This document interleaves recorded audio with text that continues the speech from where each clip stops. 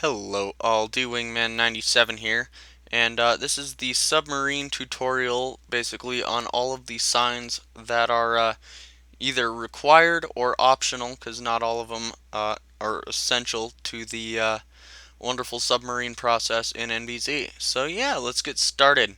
If you want to take a look at this wonderful tutorial I created, go to the shipyard MVS, and which is over there, and fly over here, and it's all this magical stuff here. It's even got a cut up submarine that I made a long time ago. So yeah, let's get started. Feel free to pause at any time if you need to. Yay! Alright, I'm gonna go over all the basic signs. This is basically saying where to find the video. Um, Everything that's in blue is actually what you type on the sign. If it's not in blue, don't type it on the sign. Kind of like that, don't type that stuff. Cool. Alright, so the first thing is your main signs. There's two types of submarines. You've got a submarine, which is, I believe that's 7,000 blocks, but don't quote me on that. And then submarine B is even larger, and it's basically that. No real differences other than the size. Um, and in order to have a submarine actually submerge, you'll need buoyancy, and we'll go over those on the other side of this wonderful block. Wonderful stuff. You've got sensor signs, you've got your hydrophone, and your sonar. These are the two main, what do you call them? Like detectors that you're going to, there you go, sensors, I even wrote it, that you're going to need on a submarine. And that just shows you where your enemies are in relation to you, and there's three little parts that go on each of those, and I will go over that, and feel free to read the signs in more detail for the hydrophone, because that's very important. Next is your subdrive. This is what actually allows you to dive down. The second line is going to say electric, and third line in parentheses is either going to say surface or dive, and you right click to change that. Basically, when you're in dive mode, your submarine is going to be a little bit slower, but it will allow it to fluctuate the Y variable of your submarine and allow you to dive or surface if need be. In order to do that, however, you do need your ballast tanks, and ballast tanks, I'll go into more detail on the wonderful half cut out submarine over there, and buoyancy as well, because it's kind of hard to explain it without all of this information here. So yeah, read that for the little bits of super information. Alright, let's go around here, and again, this is all open, so feel free to take a look at it. Let's go down to our buoyancy sign, because that's the one that we just went over. So buoyancy, there's three parts to it. There's weight, displacement, and balance, basically. Your weight is how much your actual vessel weighs in tons, which is very important. Your displacement is how much water it's displacing, how many like cubic feet or cubic foot pounds is the actual what's the word for it, unit for it. And therefore you've got negative 130 based off of this. It's simple addition here, but it shows you nice and easily. So you want this number to be as close to zero as possible, and there's a way to do that, which is this ballast tank sign here. I'll fly down there. Your ballast tanks, you've got an empty and a full.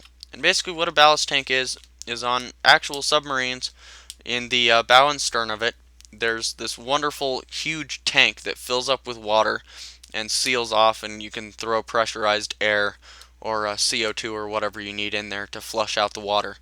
And when you add water, it makes you heavier. When you add air, it makes you lighter. Very simple dynamic there. And in this case, we are halfway between full and empty, which is what the little colon shows, because it's like a little gauge on your car. And equalized shows that it's going to fluctuate depending on what it needs to make this number as close to zero as possible. There's four settings for the ballast tank. There's closed, flood, equalize, and blow. Closed is obviously this this amount's not going to change because you're closing it off. Whatever water is in there or whatever air is in there will stay. Now granted, you don't actually have to make ballast tanks on your submarine. The sign's going to do the whole thing for you. The next one is flood, which is going to take our little gauge and it's going to move it to flood, which will make you drastically sink, which is awesome. For emergency dives, throw it to flood and you'll sink down and save yourself. And then below is the same thing in the other direction. You're going to float up to the top. The subdrive sign, which I talked about earlier in the video, it'll say diesel here, not electric, my bad. And then right now we're currently in surface mode, so whatever Y value we are on, we will stay that way in comparison to the water. So pretty simple, and again, right click it to go down. The next couple of signs we need to go all the way over here for, because I made that tutorial a couple years ago before I knew how to use these signs. And again, there's MVS right there, and there's a broken chunk. Okay. The next sign is our active passive sonar. So this is our sonar and hydrophone. You can read all of these signs and it basically goes over everything, and I'm just explaining because sometimes it doesn't make sense. Alright, so you've got your passive and active sonar, which consists of these 4 signs. Yes, these 2 are left intentionally blank. See, it says it right there. I can read. Alright, so the passive sonar is really cool. It's going to have a whole bunch of little numbers and whatnot on it that you can right click to basically scroll through different targets.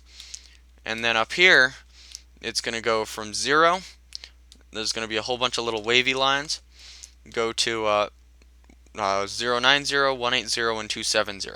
And this is like a full 360 degree super detailed sonar.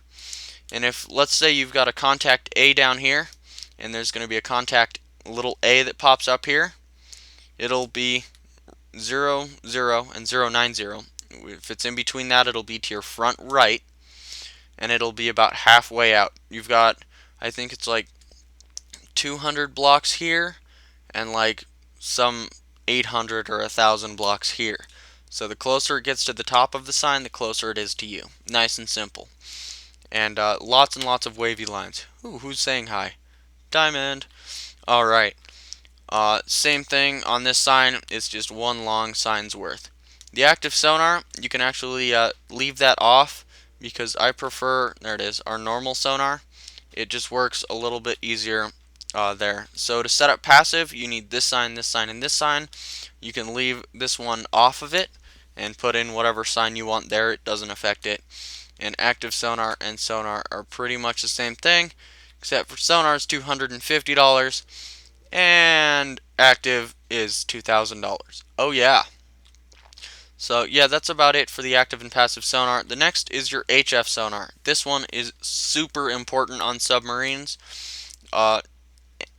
Basically, it prevents you from crashing into things. So you've got your HF sonar, that's all you're going to need on that sign, and then you have to leave these signs blank. They have to be on this side, they can't be on this side here. And imagine you are looking out a window. That's my inventory. You're looking out a window right here, and this is directly in front of you. And if you look over there, that's something to your right. It's like looking at a window. But instead, there's going to be a whole bunch of little squiggly lines on each of the lines here. It'll be these squiggly, not these squiggly lines. These squiggly lines. Lots and lots of those. And then if there's a number that randomly pops up, that will tell you that there's an item or a block there. So let's say there's a whole bunch of 9s in the middle right here. That means there's probably a ship that's directly in front of you that you're going to run into. The number 0 is that it's super far away, like 100 or so blocks, and the number 9 is basically you're going to touch it by just sticking your finger out the front of your vessel. So you're going to crash into it. If there's a 9 up here, it's probably something that's to your top front left, and in most cases you won't hit it because you'll go right next to it. But anything that's in like this region right here, you have to worry about. In this HF sonar, it's very, very finicky in how you set it up. If you set it up so that this is the front of your boat where I'm pointing, it's going to look in that direction. If I set it up so that the signs are right here, it's going to look out the left side. If I set it up so that the signs are right here, it's going to look out the right side, and the same thing for the back, it'll look out the back. So if you've got 4 sets of these, you basically have a 360-degree view of what's outside your submarine without even needing windows. And frankly, windows on a sub are just a disaster, because you break one of them, some idiot comes up with a shovel or a fist and he breaks it, and the entire sub is flooded. So that is very important.